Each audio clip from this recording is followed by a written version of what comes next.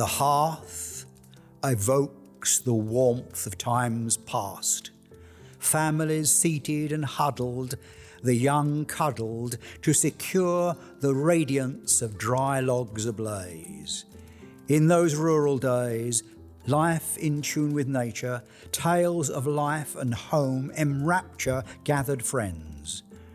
The stone walls enclose the stories families chose and seal for the future to reveal to new families hearth-seated, repeated in communion with stone as union.